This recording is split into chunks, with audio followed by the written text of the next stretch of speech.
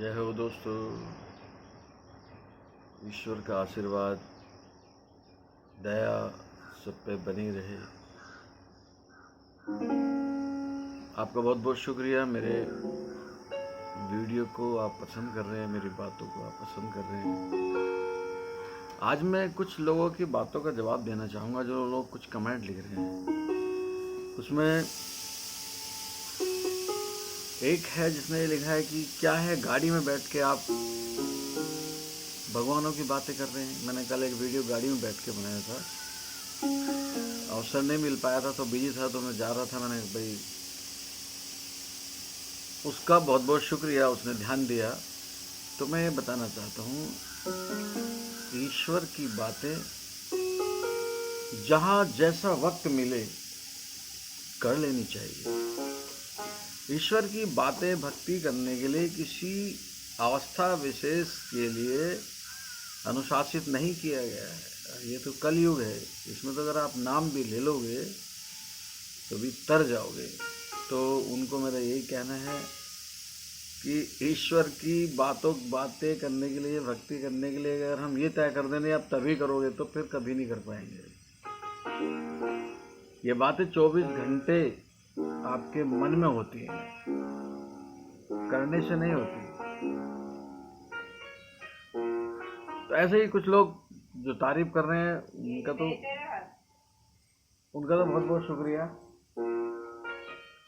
इनका भी शुक्रिया, सबका शुक्रिया। तो आज टॉपिक यह है कि हमें दुख क्यों मिलता है। प्रैक्टिकली समझाने की कोशिश करता हूँ। मैं पढ़ा लिखा इंजीनियर हूँ, ऐसे परिवार से हूँ जहाँ दादा भी आध्यात्मिक, पिताजी भी आध्यात्मिक, मैं भी इंजीनियर होने के साथ साथ आध्यात्मिक ही हूँ। आप संगीत मैंने प्रयाग संगीत विद्यालय से मैंने सीखा हुआ है, संगीत गायन सीखा हुआ है, लेखन की सब ये विधाएं सीखी हुई हैं जो मैं गायन वगैरह की है।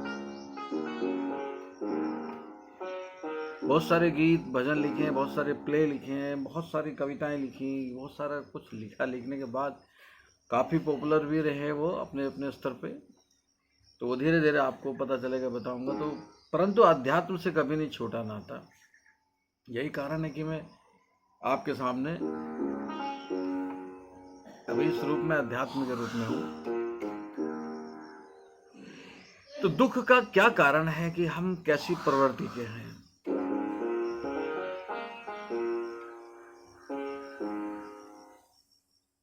एक एग्जाम्पल दे रहा हूं। एक ड्राइवर गाड़ी चला रहा है और देखता है कि बहुत दूर तक खाली सड़क है, सपाट है, कहीं कुछ नहीं, ट्रैफिक नहीं आ रहा है, अकेली है। तो गाड़ी चलाता है, एक स्पीड कर देता है और बेफिक्र हो जाता है। म्यूजिक बजा देता है उसमें और गाड़ी चल रही है, कोई दिक्कत है नहीं अपना, यानी बेफिक्र हो गया, लापरवाह भी कह सकते हो। अचानक से अब दूर तक दिख रहा है, उसको लग रहा है कि लंबी सड़क है, अचानक से एकदम मोड़ आया और मोड़ में आपकी गाड़ी इतनी स्पीड से हो, आप लापरवाही से हो कि आगे तो कुछ मोड़ने की जरूरत ही नहीं।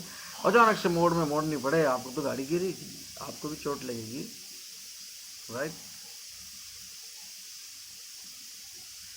चलो मोड़ भी नहीं, अचानक से कोई जानवर आ गया सामने, कोई पेड़ गिर गया, तो भी आपको एकदम से ब्रेक लगाने पड़ेंगे और तो गाड़ी पलटेगी, आपको भी चोट लग सकती है, कुछ भी। तो यही हमारी जिंदगी का हाल है, जीवन का हाल है। जब हम सुख में होते हैं तो हम भूल ही जाते हैं कि हमें हर समय, हर स्थिति के लिए सतर्क होना चाहिए। कभी भी कुछ भी परिस्थिति आ सकती है, सब ईश्वर देख रहे होते हैं। जैसे सुख आता है तो हम ऐसे हो जाते हैं आश्वस्त, अब ठीक है, अब कुछ नहीं होगा, अब जीवन ऐसे ही आनंद में कटेगा। जीवन तो आनंद में ही कटता है, मगर दुख यहाँ से पैदा होता है कि ये क्या हो गया। तो अचानक से पुत्र का ये हो गया, माता जी का ये हो गया, ये लेटर आ गया, ये तो होना नहीं था, झगड़ा हो गया पड़ोसी से, कुछ भी, मतलब ऐसा हो जाता है जिसके लिए हम तैयार नहीं रहते हैं। उस ड्राइवर पे आओ, अगर वो ड्राइवर ये देख के लापरवाह ना होता कि लंबी सड़क है, म्यूजिक बजाऊंगा, चलता रहूंगा, क्या जरूरत है मुझे, अब तो चल रही गाड़ी, अगर वो पहले से सचेत रहता है, जैसे रहता अगर ड्राइवर की तरह कि हाँ किधर से कुछ भी हो सकता है, जानवर आ सकता है, पेड़ गिर सकता है, आंधी तूफान कुछ भी हो सकता है, तो उतना ही सावधान होकर वो गाड़ी चलाता। कोई मोड़ आते, कुछ भी आते, मोड़ पे धीरे कर लेता, कुछ भी, तो वो कंट्रोल में होता। तो अपनी गाड़ी कंट्रोल में रखनी आनी चाहिए, वो तब जब हम हर समय सतर्क रहेंगे, हर समय होशियार, हर समय सतर्क। अब यह सतर्क का मतलब, मेरा मतलब यह कि लापरवाही ना हो, बस सतर्क तो हम सब जगह हर समय रहते ही हैं। और एक दुख का एक और बड़ा सुंदर सा वर्णन करता हूँ। एक दिन मुझे मेरे पिताजी ने बुलाया, मैंने बहुत सारी बातें, पिताजी माता पिता तो गुरु होते ही हैं, कुछ समझाने के लिए बुलाया, जो मैं आज आपको बता रहा हूँ वो प्रसंग। कहा बेटा एक गिलास पानी लेके आओ। मैं एक गिलास पानी लेके आ गया। कहा बेटा इसे नमकीन कर दो। मैंने थोड़ा सा नमक मिलाया, डाल दिया पानी में, गिलास पानी में। मैंने कहा लो पिताजी, कहने रख दो, अब एक गिलास पानी और लेके आओ दूसरे गिलास में। मैं दूसरे गिलास में ले आया, कहने लगे इसे कड़वा कर दो।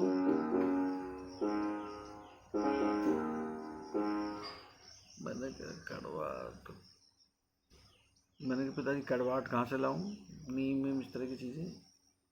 कहने लगे चलो ये बताओ, इसे कड़वा करना हो तो कितनी कड़वाहट डालनी पड़ेगी, नमक कितनी डाली। मैंने नमक अभी आधी चम्मच से थोड़ा सा कम, और कड़वाहट, मैंने कड़वाहट में तो एक चुटकी कड़वाहट डाल दो। अच्छा अच्छा चलो रख दो इसको, कड़वा हो गया, एक गिलास पानी और लेके आओ। कहने लगे इसे जहरीला कर दो। मैंने कहा पिताजी वही समझा दो आप, जहरीला, जहर तो नहीं ला पाएंगे। कह रहे तो जहरीला करने के लिए क्या करना पड़ेगा इसमें। मैंने कहा पिताजी इसमें से एक बूंद निकाल लो, बूंद में भी हम जहर मिला दें तो पूरा पानी जहरीला हो जाएगा। एक गिलास और ला, वो गिलास भी रखवा दिया, मतलब सांकेतिक रूप से रखवाते चाहते सब गिलास रहे, एक गिलास और मंगाया। कह रहे इस गिलास को अब मीठा कर दो। तो मैं उसमें कोई दिक्कत नहीं की, मैंने एक चीनी का बर्तन लिया, उसमें चीनी मिलाने शुरू कर दी, और वो जितने गिलास था उसमें मुझे कम से कम 4 चम्मच 5 चम्मच 4 चम्मच चीनी मिलानी पड़ी, अच्छा मीठा करने के लिए रख दिया। कहने लगे अब इनको अगर पीना पड़े तो ऐसे पी लोगे। मैंने कहा पिताजी जहर को अगर हटा दें तो ये मजबूरी होगी पीना, तो पिया तो जाएगा ही, पर मन मार के पीना पड़ेगा।